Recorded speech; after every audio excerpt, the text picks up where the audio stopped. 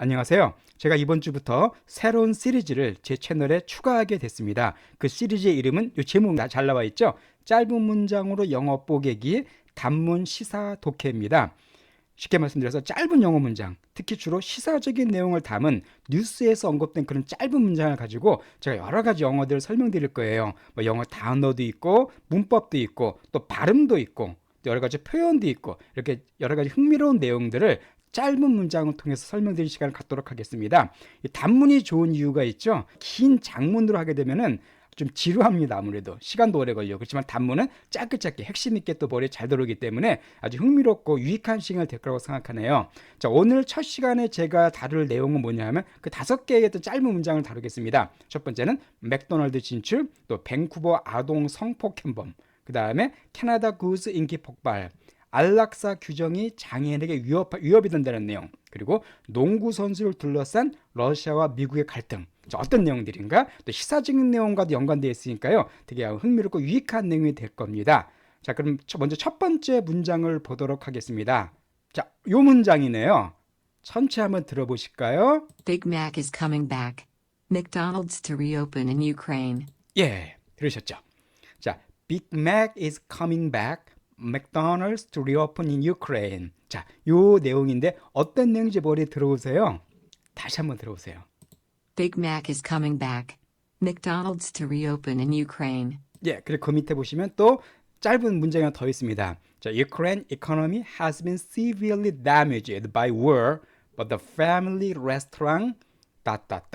자, 어떤 내용일까요? 빅맥 잘 아시죠? 그 맥도날드에서 만든 아주 그 대표적인 햄버거 상품인데 갑자기 또 빅맥이 땡기네요. 그죠? 자, 빅맥이 coming back, 다시 되돌아온다는 얘기입니다. 다시 되돌아온다는 얘기예요. 자, 그리고서 뭐라고 설명되냐면은 자, 요 단어 여러분 너무나 잘 아시는 햄버거 가게인데 자, 이건 발음이 중요합니다. 어떻게 발음하셔야 되냐면요. 맥도날드 그러시면 안 돼요. 맥도날드가 아니라 제가 또 적어놨습니다. McDonald's. 이게 맥보다는 묵에 가까워요. 묵. 그래서 나의 강세가 있습니다. 그래서 McDonald's. 그리고 맥도날드가 아니라 맥도날드예요. 항상 S가 어퍼스트로프가 S까지 붙여줘야만 그 햄버거 식당이 됩니다. 그래서 McDonald's to reopen in. 자, 요것도 마찬가지입니다. 나라 우리 우크라이나라 그러는데 영어로는 우크라이나가 아니라 어떻게 발음되냐면은 Ukraine 이렇게 레 강사가 들어갑니다. 이게 우크라이나예요. 그럼 뭐가 됩니까? 빅맥이 다시 돌아오는데 맥도날드 그 레스토랑이 reopen 다시 열린대요. 어디에? 우크라이나의 그 뜻이죠. 그 우크라이나가 지금 전쟁 중이잖아요. 러시아랑. 근데 거기에 다시 맥도날드가 들어온다는 얘기입니다. 아마 이것이 문을 닫았던 것 같아요. 자, 그럼 밑에 문장을 볼게요. 자, 우크라이나의 경제가 어때요? severely는 어떤 뜻입니까? severely 되게 중요한 어떤 부사죠. 심각하게. severe는 심각한. 이거 심각하게. 그러니까 이 우크라이나의 경제가 심각하게 damage를 입었대요. BPP니까 수동태네요. 뭐에 의해서? 전쟁에 의해서. 그렇죠. 뭐 경제가 좀 엉망이겠죠. 그러니까 우크라이나의 경제가 심각한 손상을 입었지만 그러나 그 패밀리 레스토랑은 점점점. 여기서 말은 그 패밀리 레스토랑 어디겠습니까? 그렇죠. 바로 이 맥도날드를 가리키는 거죠. 맥도날드가 다시 문을 열기로 했다. 그런 의미가 되겠네요. 자, 흥미로운 내용입니다. 자, 그 다음에 두 번째, 이 두 번째 짧은 문장을 보겠습니다. 이건 신문기사에서 발췌한 건데요. 자, 뭐라고 될까요? 큰 제목을 한번 잘 보시겠어요? Vancouver man accused of sexually assaulting children in Cambodia. 자, 뭐라고 되어 있습니까? Vancouver man. 자, 밴쿠버 남성이에요. 남성인데 accused of란 표현은 진짜 중요한 수거죠. 신문에 너무나 많이 나오는 표현입니다. 바로 be accused of가 되면은 뭐뭐로 기소되다. 한마디로 이제 고발되는 거예요. 법적으로 그 기소되는 것을 accused of라고 표현해 줍니다. 그래서 여기서 응용된 표현이 바로 이 the accused란 단어가 있죠. 이거 되면 피고인 그 뜻이에요. 왜냐하면 accused 된 사람, 즉 고발 당한 사람이 바로 피고인이죠. the accused란 표현. 그러니까 밴쿠버 남성이 accused of니까 고발 당했다는 겁니다. 보통 일반적인 신문기사 문장에서 명사 뒤에 pp가 오게 되면 이것은 수동의 뜻이에요. 보통 수동태인데 비동사가 생략된 겁니다. 원래 문장은 Vancouver man was accused 같은 게 돼야 되는데 보통 뉴스 헤드라인에서는 빼고 해석해줘요. 그래서 밴쿠버 남성이 그냥 기소가 됐답니다. 근데 뭘로 기소가 됐을까요? Sexually assaulting children으로 기소가 됐대요. 어디에서? 캄보디아에서. 아주 그냥 안 좋은 내용입니다. 자, 일단 여기서 중요한 단어가 assault라는 단어가 있죠. 폭행이에요. 폭행. 그러니까 sexually assaulting은 성적인 폭행, 성폭행을 가리키죠. 그러니까 밴쿠버 남자, 저도 밴쿠버에 사는데 좀 부끄럽습니다. 이제 밴쿠버 사는 남자가 성폭행, 그것도 누구를요? children. 와, 그죠? 아주 나쁜 짓을 했네요. 아동들을 성폭행한 혐의로 기소가 됐답니다. 근데 어디에서? 캄보디아에서. 참 외국에 나가서 아주 나쁜 짓을 했네요. 그죠? 캄보디아에서. 그 사람이 누구냐면은 요 43세의 앤드류 데이비드 에어라는 사람인데요. 요 사람이에요. 요 사람. 참 얼굴도 좀 약간 사이코패스처럼 생겼죠. 그죠? 이렇게 아주 눈빛도 이상하고 이 사람이 이걸로 지금 고발이 됐다는 얘기입니다. 여기 있는 내용 짧은 걸 좀 봐볼까요? 이 사람이 was arrested, 체포가 됐어요. last week, 지난주에. after, 뭐 한 다음에, 자, complaint는 물론 불평이란 뜻도 있지만은 신고란 뜻도 있습니다. 그러니까 complaints were made, 신고가 이루어진 이후에 against him, 그에 대해서. 자, by 누구에 의해서요? families, 가족들에 의해서, 한마디로 가족들이 이 사람을 신고했다는 겁니다. 그 후에 이 사람이 체포됐다는 거예요. 근데 어떤 가족들입니까? in rural villages라고 되어 있네요. 뭐 rural은 되게 중요한 형용사죠. 시골에, 그러니까 시골의 마을에서, 그러니까 캄보디아의 시골의 마을에서 그때 여러 보니까 그 children이에요. child가 아니라 그러니까 여러 명의 아동들을 이 사람이 성폭행한 걸 알 수가 있죠. 나쁜 죄를 저질렀네요. 혐의가 사실이라면은. 자, 그래서 이런 내용. 그래서 이 사람 밴쿠버 남성 되어 있고요. 자, 다시 한번 헤드라인 내용을 한번 들어보겠습니다. Vancouver man accused of sexually assaulting children in Cambodia. 예, 두 번째 내용 봤고요. 자, 그 다음에 또 세 번째 문장을 보겠습니다. 이거는 난이도가 좀 높아요. 난이도가 상당히 높은 문장입니다. 어휘도 앞에 두 거보다 훨씬 어려운 내용입니다.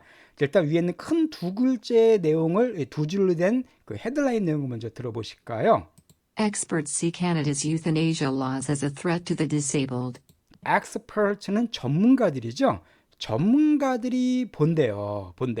자, 그런데 C하고 as가 나와 있죠. C, A, as, B가 되면은 요 A를 요걸로 간주한다는 뜻입니다. 그러니까 C가 여기서는 보다는 뜻도 되지만 뒤에 as가 나오게 되면은 요걸로 보다, 즉 요것을 as 이하로 간주하다는 뜻이에요. 그럼 뭘로 간주할까요? 바로 캐나다의 euthanasia, 좀 어려운 단어입니다. euthanasia는 뭐냐면요, 안락사 그 뜻이에요. 안락사 뭔지 아시죠? euthanasia, 좀 약간 어려운 단어입니다. 이거보다 조금 쉬운 단어가 있어요. 안락사 하면은 정말 여러분에게 친숙하기보다는 좀 쉽게 올 수 있는 단어가 있습니다. 바로 요거예요. 바로 mercy killing이에요. 자, mercy가 자비죠. 자비롭게 죽이는 겁니다. 그렇죠? 그러니까 표현이 좀 이상하지만은 그래서 좀 편안하게 이렇게 죽이는 걸 안락사를 mercy killing이라 그래요. 특히 애완동물 같은 경우 미국이나 캐나다에서는 막 심한 병에 걸리거나 이렇게 회복 불능의 병 걸릴 때 안락사 시키는 경우가 많이 있죠. 물론 사람도 그렇습니다. 사람도 환자 같은 경우에 불치병인 경우에 안락사 시키는 경우가 있는데요. 바로 그 캐나다의 안락사 laws, 법입니다. 법은 이 law는요 발음이 law가 아니라 law예요. la에 가깝습니다. 그러니까 캐나다의 안락사 법들을 어떻게 간주한다고요? 바로 threat으로 간주한대요. threat은 뭘까요? threat은 위협, 협박입니다. 그러니까 위협으로 간주한답니다. 네, 누구에게? The disabled에게. 자, 이 disabled는 잠시 설명드리겠지만 장애인이라는 뜻이고요. 장애인, 그러니까 able이 할 수 있다는 뜻이잖아요. 네, disabled는 할 수 없는 사람에서 장애인을 disabled라고 표현해 줍니다. 자, 여기서 아까 threat을 조금 더 설명을 드릴게요. threat은 위협, 협박인데 여기다가 en을 붙이면은 이 단어가 됩니다. 그래서 threaten. 이거는 동사가 돼서요. threat은 명사죠. 위협, 협박. threaten이다 보면 동사가 돼서 위협하다, 협박하다라는 동사가 돼버려요. 그래서 영화 같은 데 보시면 아마 이런 표현 들을 수 있을 거예요. 이렇게 Are you threatening? Are you threatening? 너 지금 나 협박하는 거야? 그 얘기예요. 그죠? 협박하는 영화 같은 데 뭐 가끔 나옵니다. 이것처럼. 그러니까 캐나다의 이 안락사 법을 뭘로 간주한다고요? 협박으로 간주한대요. 근데 누구에 대한? 아까 설명드렸습니다. 그 disability는 장애고요. 그 disabled는 장애인을 가리켜요. 장애인. 그래서 장애인들에 대한 협박으로 이렇게 본다는 겁니다.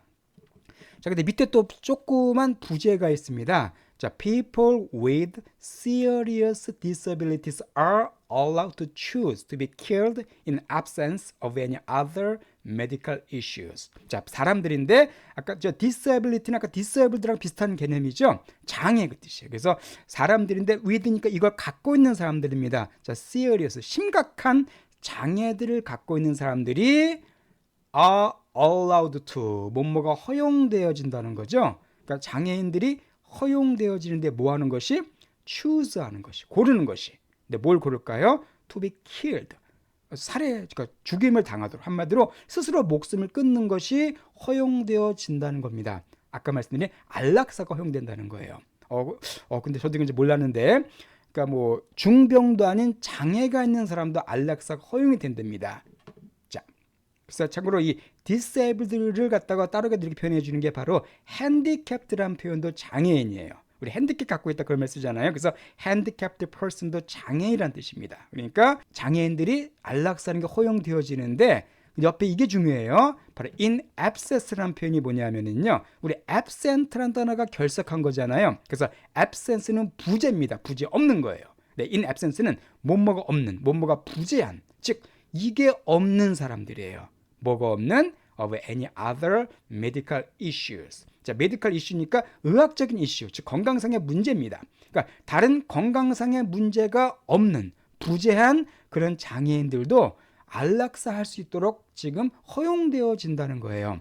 그러니까 장애가 질병은 아니잖아요. 근데 뭐 암, 사기 이런 사람이 이해가 되는데 장애인들도 그냥 안락사는 허용되기 때문에 전문가들이 말하기를 캐나다 현재의 안락사 법이 이 장애인들에게 심각한 위협으로 간주된다. 즉 장애인들이 쉽게 목숨을 끊을 수 있게끔 허용해 주는 법에는 문제가 있다.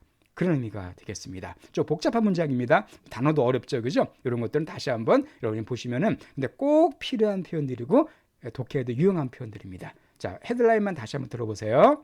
Experts see Canada's euthanasia laws as a threat to the disabled. 자, 그 다음 좀 보겠습니다. 이건 미국에서 요즘에 되게 시끄러운 뉴스예요. 상당히 시끄러운 뉴스인데 일단 큰 헤드라인 한번 들어보실까요? Russia confirms prisoner swap talks as U.S. hopes for Griner, Whelan release. 자, 러시아가 confirm 했답니다. confirm은 확인해 준 거잖아요. 그러니까 러시아가 확인해 줬는데 자, prisoner swap talks를 확인해 줬다는 거예요. prison은 죄수잖아요. 그렇죠? 수합은 뭘까? 수합. 네, 수합은 이것도 중요한 단어입니다. 교환이나 맞바꿈 그 뜻이에요. 혹은 교환하다 맞바꾸다라는 동사도 됩니다. 아마 그런 뉴스 들어보지 않으셨나요? 뭐 한미 통화 수합. 한미 통화 수합이 뭐냐면은 한국 돈을 미국 달러로 바꿔주게끔 이렇게 계약 협약을 맺은 겁니다. 이렇게 되면 이제 외환의 위험성이 줄어들죠. 한국 돈을 그러니까 미국 돈으로 얼마큼 예를 들면 몇십억 달러까지 그냥 바꿔주는 거 그런 거를 통화 수합이라고 그러거든요. 수합이라는 단어는 바로 이렇게 교환하다 맞바꾸다 그 뜻입니다. 자, 그래서 이거랑 비슷한 단어가 있어요. trade, exchange, barter 이게 다 비슷한 뜻입니다. 다 뭐 교환하다, 바꾸다, 뭐 물물 교환하다 그 뜻이에요. 뭐 트레이드 잘 아시죠? 서로 바꾸는 거. exchange도 서로 바꾸다는 뜻입니다. 자, barter는 주로 뭐냐면 물물 교환하다, 서로 맞바꾸다는 뜻이에요. 자, barter 정말 외우기 쉽습니다. 제가 한번 제 단어 외우는 채널을 설명드렸었는데 barter 뜻이 뭐 어떻게 외우면 된다고요? 이거 barter, 이거 barter 하고서 맞바꿀 수가 있죠. 자, 이런 것들 수합과 같은 단어라는 걸 기억해 두시고요. 자, 그러면은 그리고 또 하나가 이 talks란 말은요. 이 talk는 말하다잖아요. 근데 talk는 서로 얘기하는 겁니다. talk는 speak는 혼자 떠드는 거예요. 그러니까 talks가 되면 항상 회담이 됩니다. 회담은 뭐 둘이 얘기하는 서로 얘기하는 거죠. 그러니까 talks는 회담이 되고 그래서 정상회담 그런 말 많이 합니다. 정상회담은 summit talks라 그래요. summit이 정상이거든요. 그 summit talks는 정상회담입니다. 자, 그러면 저 보겠습니다. 러시아가 확인해 줬는데 죄수 교환 회담이 있었다는 사실을 확인해 줬다는 거예요. 한마디로 러시아랑 그 어떤 딴 나라랑 죄수를 서로 교환하는 그런 문제를 놓고 회담이 있었다는 것입니다. 그런데 as 볼까요? 미국이 hopes 바라고 있대요. 뭘 바라고 있습니까? for 자 우리 그라이너란 사람과 웰란의 릴리즈는 풀어주는 거예요. 그죠? 석방하는 거죠. 바로 이거를 희망하고 있는 가운데 러시아가 이 죄수 교환 회담을 지금 확인해 줬다 그 얘기입니다. 자, 이건 어떤 내용이냐면요. 여기 사진 속에 보시는 여자가 있죠. 그죠? 이 사람이 누구냐면 바로 이 브리트니 그라이너라고 미국의 그 WNBA 미국 여자 농구의 아주 슈퍼스타입니다. 엄청나게 유명한 여자 농구 선수예요. 키가 2m가 넘습니다. 아주 큰 농구 선수인데 이 여자가 러시아를 방문했다가 마약을 갖다 소지한 혐의로 체포가 됐어요. 러시아에서. 그래서 얼마 전에 징역 10년인가를 선고받았습니다. 근데 미국에서는 측에서는 이것이 이제 부당하다. 문제가 많다. 그래서 풀어달라고 계속 요구하고 있죠. 그러면서 미국에서 얘를 풀어주면 대신 우리도 다른 니네 누구를 풀어주겠다. 이렇게 지금 협상을 제안했거든요. 그게 바로 Prisoner Swap Talks가 되겠습니다. 이해가 되시죠? 자, 그런데 여기서 또 재밌는 표현이 있습니다. 그러니까 브리트니 그라이너의 플리는 뭐냐면은요. 플리는 간청, 청원, 애원하는 거예요. 자, please 생각하시면 쉽죠. please. 제발 뭐뭐해달라. 그러니까 이 그라이너의 청원, 간청 to the court. court는 법원이잖아요. 법정. 그러니까 법정에 호소하는 겁니다. 브리트니 그라이너가 for 뭘 위해서요? 자, leniency도 좀 어려운 단어인데 이것은 관대함, 너그러움 그 뜻이에요. leniency. 자, 이것은 명사고 형용사가 중요합니다. 바로 lenient. lenient는 관대한, 너그러운 그 뜻이에요. 그러니까 leniency를 위해서 해달라고 좀 부탁한다는 거죠. 그러니까 관대하게 좀 해달라고 법원에 부탁했다는 겁니다. 나 좀 이렇게 형량을 좀 이렇게 무겁게 때리지 말아달라고 이렇게 부탁한 것이 여기서 재밌는 표현이 바로 fell on deaf ears예요.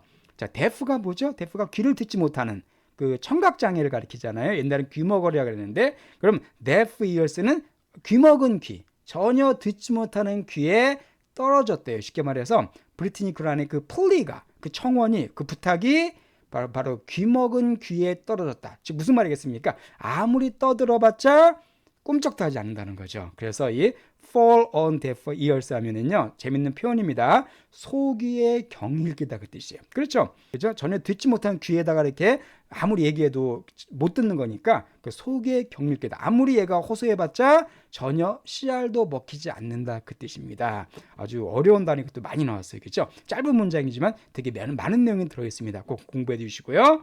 자, 그러면 다 첫 번째 헤드라인 한번 들어보실까요? Russia confirms prisoner swap talks as U.S. hopes for Griner, Whelan release. 예, 이렇게 됐습니다.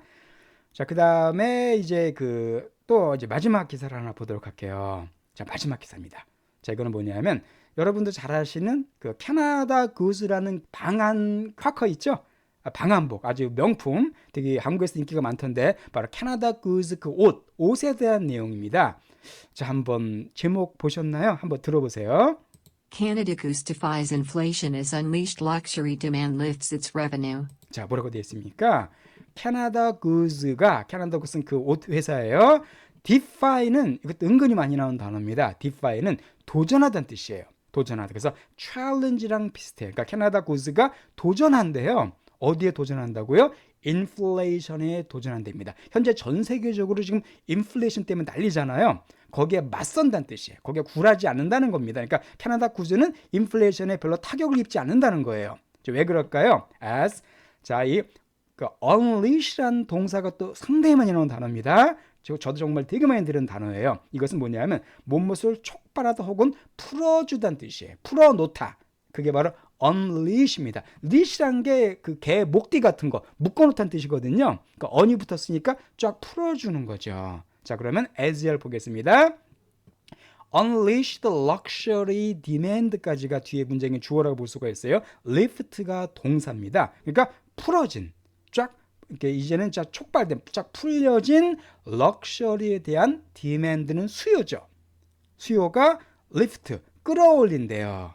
뭘 끌어올릴까요? 그것에 자, revenue라는 단어는 뭐 경제용으로 아주 필수적인 단어죠. 세입 혹은 매출입니다. 그러니까 이게 무슨 말일까요? 쉽게 말해서.